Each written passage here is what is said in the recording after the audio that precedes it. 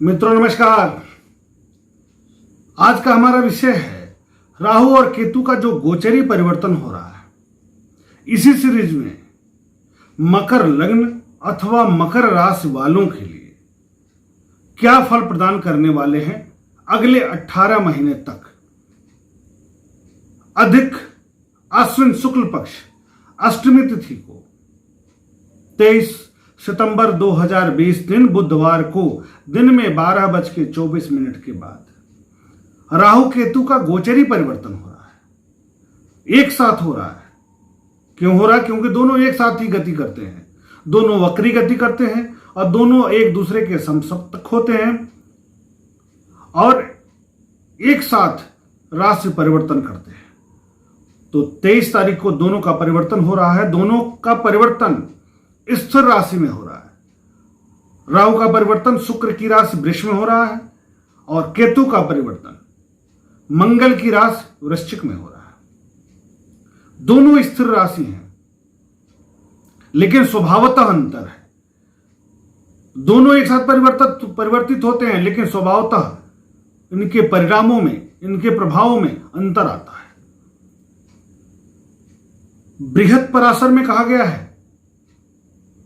कि राहु शनिवत फल प्रदान करते हैं और केतु कुंजवत माने मंगल की तरह। तो केतु का परिवर्तन मंगल की राशि में हो रहा है और मंगल की तरह कार्य करते हैं, इसलिए पूरा फल प्रदान करेंगे। इसी प्रकार राहु का परिवर्तन शुक्र की राशि में हो रहा है। शुक्र भी शनि के मित्र हैं, राहु भी शनि के मित्र हैं और राहु शुक्र के भी मित्र हैं। इस कारण से हर्षबली हो जाते हैं, प्रसन्न मुद्रा में हो जाते हैं। इसलिए यहां पर अपने पूरे कारकत्वों के साथ पूर्ण प्रभाव से कार्य करते हैं और ये अगले 18 महीने तक 12 अप्रैल 2022 तक पूर्ण फल प्रदान करेंगे, पूर्ण और प्रभाव के साथ स्थापित करेंगे। एक सकारात्मक या नकारात्मक जो फल भी प्रदान करेंगे वह पूर्णता के साथ करेंगे। तो बड़ी बात है। राहु पृथ्वी तत्व की राशि में जा रहे हैं और केतु जल तत्व की राशि में जा रहे हैं। इस कारण से इनके स्वभाव में अंतर आएगा। राहु रोकते हैं, केतु प्रदान करते हैं। जिस भाव में केतु का गोचर होता है उसके फल को बढ़ाते हैं और जिस भाव में राहु का परिवर्तन होता है वहां अलगाव करते हैं। तो समझते हैं कि क्या परिवर्तन अलगाव करते हैं, लेकिन उससे पहले कारकत्वों को हम समझें। जब तक कारकत्व नहीं समझेंगे तो हम जान ही नहीं पाएंगे कि राहु अगर अच्छा है तो क्या दे सकता है और राहु बुरा है तो कहां नुकसान कर सकता है। कारकत्व तो समझिए। तो सबसे पहली बात होती है अचानक लाभ या प्रसिद्धि या किसी राष्ट्र की छत्र यानी राष्ट्र की प्रतिष्ठा बड़ी महत्वपूर्ण होती है। जैसे भारत की कुंडली में लग्न भाव पर है तो बहुत सकारात्मक है और शुक्र के घर में है तो बड़ी अच्छी बात है। पाकिस्तान की कुंडली में द्वितीय भाव में है, शुक्र की ही राशि में है, कुटुंब के भाव में है, इसलिए पूरे विश्व में कभी इज्जत नहीं पा सकता जब तक पाकिस्तान का अस्तित्व है। और यह दिन दूर नहीं जब आप पाकिस्तान का अस्तित्व खतरे में पड़ जाए, यानी विभाजन की तरफ बढ़ जाए, इसमें दो राय नहीं है। यह राहु का परिवर्तन फिर होने जा रहा है और यह वही स्थिति बन रही है जब भारत स्वतंत्र हुआ था, पाकिस्तान अलग राष्ट्र के रूप में बना था। वही स्थिति बन रही है जब त्राहिमाम की स्थिति पाकिस्तान में मची थी।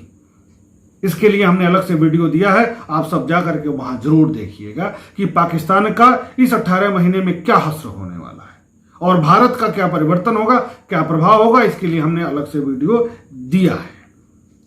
अब कारकत्व क्या है इनके? कारकत्व क्या है? छत्र, देश की प्रसिद्धि, देश का बल, देश का पराक्रम, आकस्मिक लाभ और पवित्रता, झूठ बोलना, वत और कफ का रोग, गैस्ट्रिक, हाइपर गैस्ट्रिक, कीटाणु या विषाणु जनित रोग, ऐसी बीमारी जो विषाणुओं द्वारा उत्पन्न हो और उनके कारकों को हम आसानी से खुली आंख से न देख पाए, यानी छोटे कीट या विषाणु, वायरस। वर्तमान में जो कोरोना का जो संक्रमण है वो राहु बृहस्पति के कॉम्बिनेशन के कारण है। राहु केतु बृहस्पति के कॉम्बिनेशन के कारण है। वायरस की वजह से पूरा विश्व परेशान है, प्राणवायु संकट में है। तंत्र मंत्र यंत्र ओझा भूत प्रेत, तांत्रिक क्रियाएं, तांत्रिक शक्तियां की प्राप्ति, ये सब राहु के अधीन हुए। सन्निपात, आकस्मिक लाभ, आकस्मिक हानि, भिक्षावृत्ति, अब भिक्षावृत्ति छोटा गरीब व्यक्ति भी करता है और धनी व्यक्ति भी करता है। यदि राहु पीड़ित है तो आपको कर्ज लेने पर मजबूर कर देगा। राहु यदि गड़बड़ स्थिति में है कुंडली में तो आपको किसी से उधार मांगने के लिए मजबूर करेगा, यह स्थिति बनाता है। बड़ी यात्रा कराएगा, घर से दूरी का योग बनता है। और जब राहु नकारात्मक होता है ना तो व्यक्ति में दिखावा अधिक होती है, तीव्र ज्वर हो सकता है, इन्फेक्शनल बीमारियां भी राहु के अधीन होती है, स्पॉन्डिलाइटिस राहु के अधीन हो जाती है। लेकिन वह स्थितियों पर निर्भर है, यहां क्या परिवर्तन होगा इसकी चर्चा हम करेंगे। और एक अच्छी बात है, यदि आपकी कुंडली में, मूल कुंडली में राहु मजबूत है तो एक बात तो आप जान लीजिए कि दुर्गा जी, माँ दुर्गा की उपासक व्यक्ति होता है और शिव जी की उपासना व्यक्ति का जरूर करता है। ये रही राहु के संदर्भ की महत्वपूर्ण बातें। केतु के संदर्भ में महत्वपूर्ण बातें, दोनों छायाग्रह हैं, यानी हवा हैं, जो अस्तित्व में तो हैं लेकिन हमें दिखाई नहीं दे रहे हैं। अब हम मकर लग्न पर, मकर राशि वालों के लिए इनका परिवर्तन कहां हो रहा है इसको समझ लें। तो पंचम भाव पर हो रहा है, विद्या के भाव पर हो रहा है, संतान के भाव पर हो रहा है, बौद्धिकता के कारक के भाव पर हो रहा है, बौद्धिक भाव के पर हो रहा है। और यहां से इनकी दृष्टि कहां पड़ेगी तो नवम भाव, भाग्य भाव पर, एकादश भाव, लाभ भाव पर, लग्न भाव पर, शरीर भाव पर, चतुर्थ भाव पर यानी सुख भाव पर। इस प्रकार ये 5 भावों को प्रभावित करेंगे पूर्ण रूप से। तो क्या प्रभाव देंगे, यहां हम केतु और राहु का संयुक्त फल की चर्चा करेंगे, संयुक्त फल की बात करेंगे। लेकिन बैठे कहां है, पंचम भाव पर। पंचम भाव माने संतान का भाव, पंचम भाव का मतलब विद्या का भाव, पंचम भाव का मतलब बुद्धि का भाव, पंचम भाव का मतलब धर्म का भाव, पंचम भाव का मतलब आप क्विक एक्शन जो लेते हैं उसका भाव। तो भाई बड़ा खतरनाक जगह पर परिवर्तन है। करेंगे क्या, ये शुक्र के घर में है ना, तो जो भी करेंगे वो सकारात्मक परिणाम अंत में दे देंगे। जैसे कोई मां बाप अपने बच्चे को डांटते हैं तो उसके नकारात्मकता के लिए नहीं डांटते हैं, कहीं ना कहीं उसमें उसकी भलाई छुपी रहती है। इसी तरीके से राहु आपके एक सब्जेक्ट में परिवर्तन कर सकते हैं लेकिन वो सब्जेक्ट आगे चल करके आपको सफलता दिलाने वाला हो सकता है। इसी प्रकार के आपके और आपके बीच में बच्चे के संबंध में अलगाव हो सकता है। अब जैसे अलगाव का अर्थ ऐसा नहीं है कि घर में बंटवारा हो जाए या बालक दूर चला जाए, ऐसा नहीं होगा। बच्चे आपसे दूर होंगे लेकिन कैसे होंगे, बच्चे इंजीनियरिंग करने चले गए, बच्चों पर आपका खर्च हो रहा है, बच्चे बड़ी अच्छी शिक्षा लेने के लिए आपसे दूर चले गए, बच्चे की नौकरी लग गई और आपसे दूर हो गया। तो सकारात्मकता छुपी है लेकिन दूरी भी हो रही है। तो इस तरह की स्थितियां इस अवधि में राहु बनाएंगे अगले 18 महीने में। आपका बच्चा विदेश चला गया, आपका बच्चा प्रदेश से बाहर चला गया, चाहे वो शिक्षा के लिए जाए, चाहे नौकरी के लिए जाए, चाहे किसी न किसी शुभ परिवर्तन के लिए जा सकता है। इस तरह का लगाव आपके साथ हो सकता है। बुद्धि का प्रयोग, यदि आप परिश्रम कर रहे हैं, पढ़ाई कर रहे हैं और कंटिन्यू लगे हुए हैं तो इस अवधि में प्रगति भी करा देंगे, क्योंकि शुक्र के घर में है और शुक्र मकर लग्न वालों के लिए परम राजयोग कारक होते हैं। इसलिए यहां पर राहु बहुत ज्यादा नुकसान नहीं करेंगे। कहां करेंगे इसकी भी चर्चा हम करेंगे। जैसे डिग्री पर खर्च होगा, डिग्री लेंगे, डिग्री पर खर्च होगा। डिग्री लेने जाएंगे तो शुरुआत में बड़ी अड़चन आएगी, हो सकता है आपका कार्य न बने, क्योंकि शनि की भी दृष्टि पड़ेगी वहां पर, बृहस्पति की दृष्टि पड़ेगी तो अच्छी बात है, लेकिन शनि की दृष्टि पड़ेगी, इस कारण से कार्यों में व्यवधान के साथ सफलता मिलेगी, रुकावट के साथ सफलता मिलेगी। इस बीच में एक चीज और हो सकती है, संतान होने वाला है, पेट में संतान खराब भी हो सकती है या एक मिसकैरेज हो सकता है, एबॉर्शन करा सकते हैं। लेकिन उसके बाद जो अगली संतान होगी वो बड़ी भाग्यशाली होगी, वो बड़ी मजबूत होगी। यानी एक तरफ छोटा सा नकारात्मक देकर के बड़ा सकारात्मक परिवर्तन बिल्कुल कर सकते हैं, यह अच्छी बात है। दांपत्य में भी तनाव उत्पन्न करते हैं। अब क्यों करेंगे, क्योंकि आपका मित्रता करा सकते हैं किसी से, उस कारण से आपस में टकराव का वातावरण उत्पन्न हो सकता है। इसको समझिएगा बड़ा ध्यान से। मानसिक तनाव होगा क्योंकि लग्न भाव पर दृष्टि है, वहां शनि स्वग्रही भले ही है लेकिन बृहस्पति के साथ रहेंगे इस लगभग 18 महीनों में। इसलिए मानसिक पीड़ा हो सकती है। मानसिक पीड़ा कहाँ से होगी? भाई बहनों को लेकर हो सकती है, खर्च में अधिकता को लेकर हो सकता है, कुछ अनर्गल प्रलाप की वजह से भी आपको मानसिक तनाव हो सकता है इस अवधि में। आय के साधनों में प्रगति होगी, आय के नए आसार बनेंगे, आय में वृद्धि के अवसर बनेंगे, व्यापार में वृद्धि का योग बनेगा। अगर व्यापारी हैं तो आप अपने बुद्धि बल का प्रयोग करते हुए शुरुआत में तो आपको नकारात्मकता लगेगी, दिखेगी कि हाँ गलत कर रहे हैं हम, लेकिन बाद में आपके लिए वह सकारात्मक होगा, शुभ फल की प्राप्ति कराने वाला कोई परिवर्तन है, यह ठीक परिवर्तन है। चोट या सामान्य ऑपरेशन, छोटा ऑपरेशन भी इस अवधि में आप करवा सकते हैं, आपको हो सकता है, इसमें दो राय नहीं है। समझने की बात होगी, जैसे आंख का ऑपरेशन हो गया, जैसे और भी कोई फोड़ा है, फोड़े का ऑपरेशन आपने करा लिया। तो इस तरह का छोटा मोटा शारीरिक कष्ट आपको बीच बीच में ये राहु देते रहेंगे। भले ही सोनी सो रही हैं, फिर भी इस तरह की स्थितियां उत्पन्न हो सकती हैं। इस अवधि में खूब दिमाग आपका खूब चलेगा, चारों तरफ दिमाग जाएगा, लेकिन हमेशा एक चीज आपको ध्यान रखना है, इस अवधि में बृहस्पति आपको बचाएंगे।